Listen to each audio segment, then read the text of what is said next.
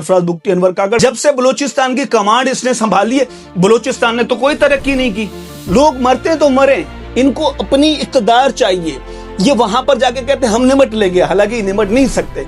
मेरा क्या जाता है, अवाम है और रियासत आपस में एक दूसरे के सामने दीवार की तरह खड़ी होगी, वो एक दूसरे के दुश्मन बन जाएंगे। हमारा तो कुछ नहीं देता, हमें तो इक़्तिदार मिल जाएगा, पैसा मिलता रहेगा, भाड़ में जाए सब, हम तो लूटते रहेंगे मजा। शर्म करो, शर्म से डूब मरना चाहिए। तुम तो अपने लिए कंक्रीट के दीवारें बना लोगे, अपने आप को महफूज कर लोगे, बम प्रूफ गाड़ियों में घूमोगे, तुम्हारा एहलो अयाल तो पाकिस्तान से बाहर है, कुछ है तो वो इस्लामाबाद में प्रोटेक्ट है, भाई ये तो तुम्हारे वो बम प्रूफ गाड़ियों में घूमते, खुद को तो हर तरह से महफूज कर लिया, और बचा कचू जो कसर थी अपने लिए वो तो तुम कंक्रीट की दीवारें बना रहे हो। बाकी अवाम कहां जाएगी?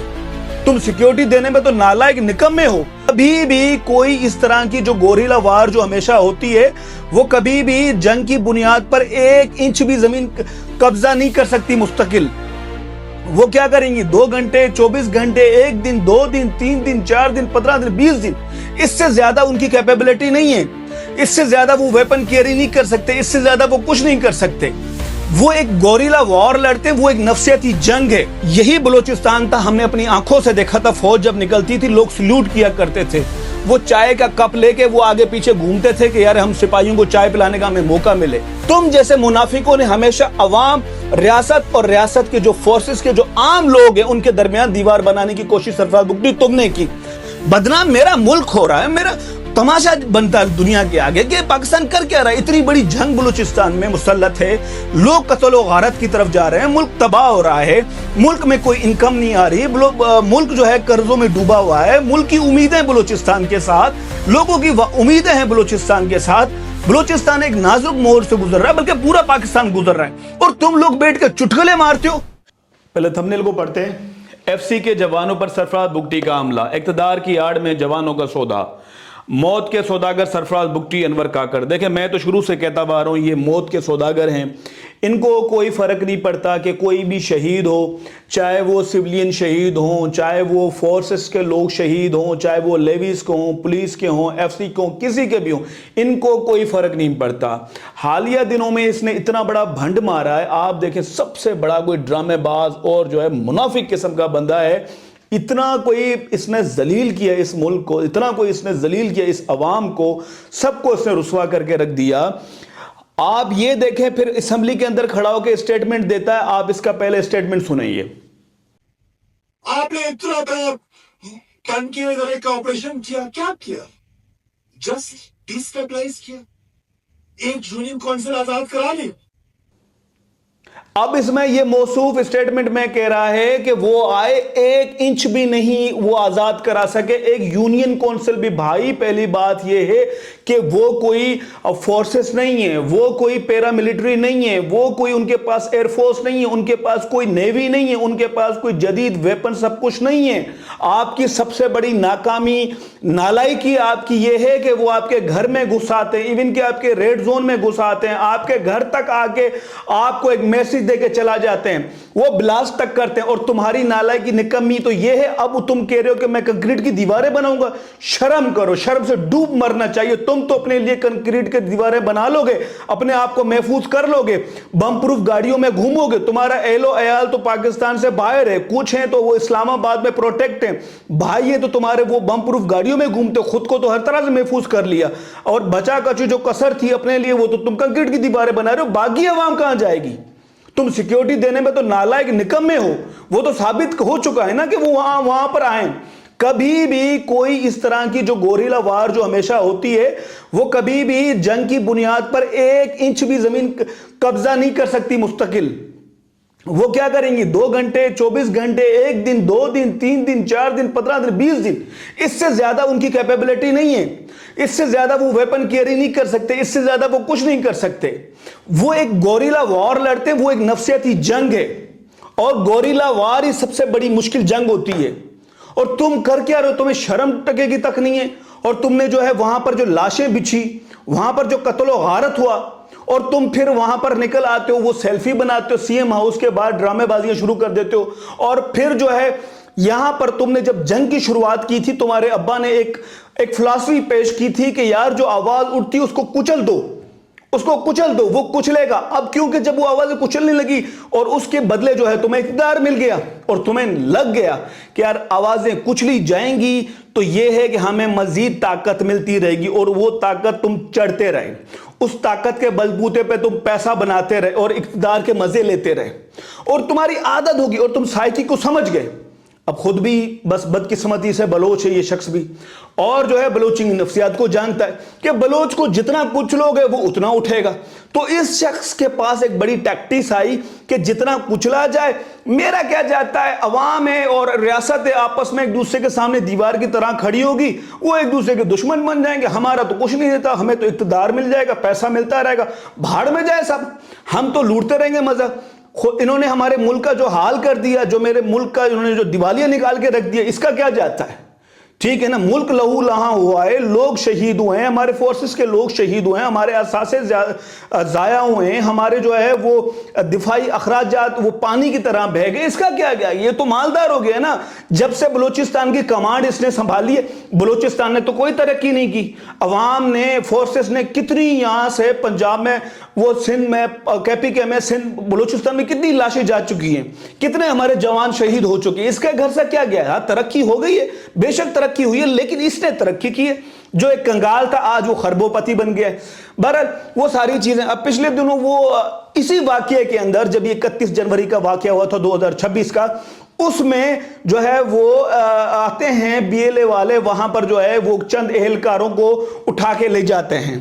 اب یہاں پر سرفراز بگٹی پھر فساد پیدا کرنے کی کوشش کرتا ہے اور اپنی میڈیا ٹیم کو اتنا، کوئی اس نے چند صحافیوں کے میں نام تو نہیں لیتا، خیر اگر ضرورت پڑی تو میں لوں گا، آپ یقین مانیں انہیں اتنا کھلاتا ہے، اتنا انہیں کھلاتا ہے اور پیسہ پانی کی طرح وہ ضائع کر رہا ہے، یہ صرف میڈیا کے اوپر، تاکہ کوئی اس پہ اعتراضات نہ کرے، تاکہ کوئی اس کے اوپر انگلی نہ اٹھائے، سارے اس کی زبان بولے۔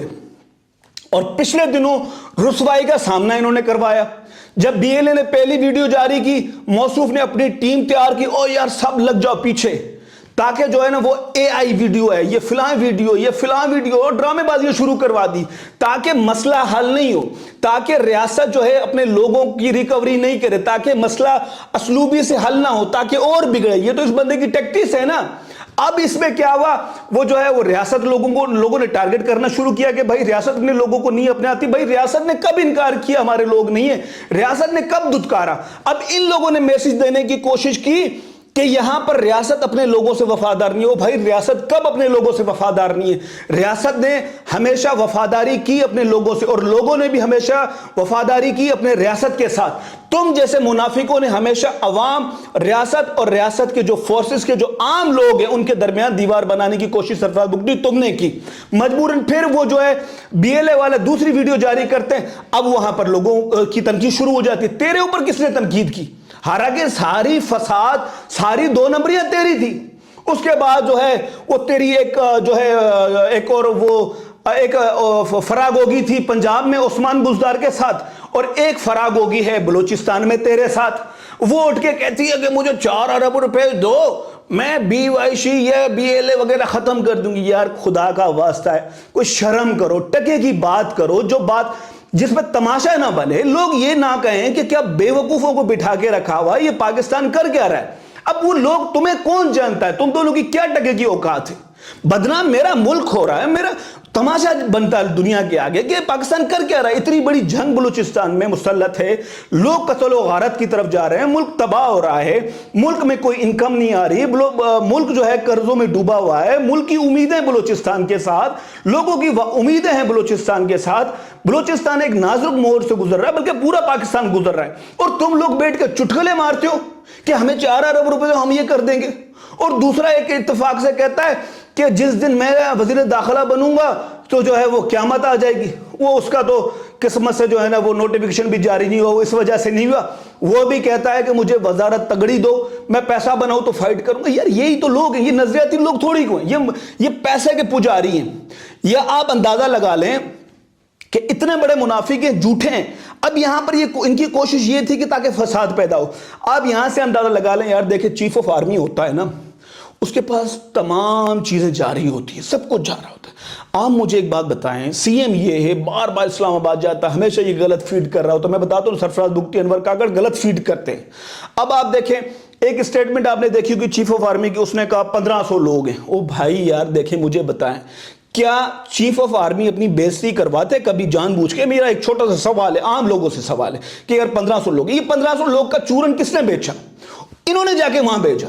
چیف آف آرمی خود گراؤنڈ پہ تو نہیں آتے نا, انہیں خود تو گراؤنڈ کا تو نہیں پتا نا کہ کیا یہ چیزیں ہیں کیا نہیں. یہاں سے یہ بندہ جا کے فیڈ دو, 1500 لوگ ہم نپٹ لیں گے.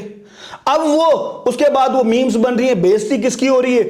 وہ چیف آف آرمی کی ہو رہی ہے, حالانکہ سارا فساد اس کا ہے. یہ خود اس طرح کے چٹکلے کبھی کیوں نہیں بولتا جس سے اس کی بےزتی ہو, سوائے ایک کہ جب اس نے کہا تھا کہ میں بلوچ نہیں ہوں.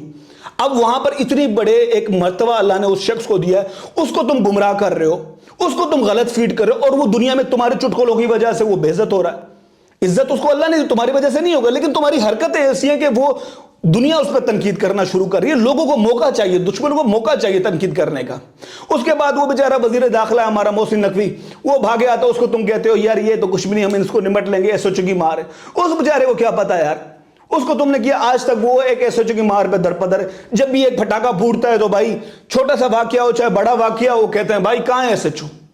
یار تم یہ ساری چیزیں, یہ آپ چیزوں پہ جب غور کریں گے نا کہ پائے کا ایک وزیر داخلہ, ایک چیف آف آرمی, وہ اس طرح کے الفاظ کیسے کہہ سکتا ہے؟ تو میں یہی بتانے کی کوشش کرتا ہوں, غلط فیڈ یہ لوگ کرتے ہیں, یہ اپنے مفاد کا فائدہ اٹھاتے ہیں, ان کا کچھ بھی نہیں ہے. لوگ مرتے تو مریں, ان کو اپنی اقتدار چاہیے. یہ وہاں پر جا کے کہتے ہیں ہم نمٹ لیں گے, حالانکہ نمٹ نہیں سکتے. اور جب سے انہوں نے اقتدار سنبھالا, جب سے نواب اکبر بگٹی مرے, جب سے آپ دیکھیں گے فائدہ پورے بلوچستان میں نواب اکبر بگٹی کے مرنے کا. میں جو پہلے بھی کہہ چکا ہوں, سرفراز بگٹی اور اس کے اہل عیال کو پہنچا, اس کے علاوہ کسی کو نہیں پہنچا. اس سے پہلے حالات بالکل نارمل تھے, ٹھیک ہے نا. تمام بلوچستان میں بیرون ملک کے لوگ آ کے سفر کیا کرتے تھے, بلوچستان پرامن تھا.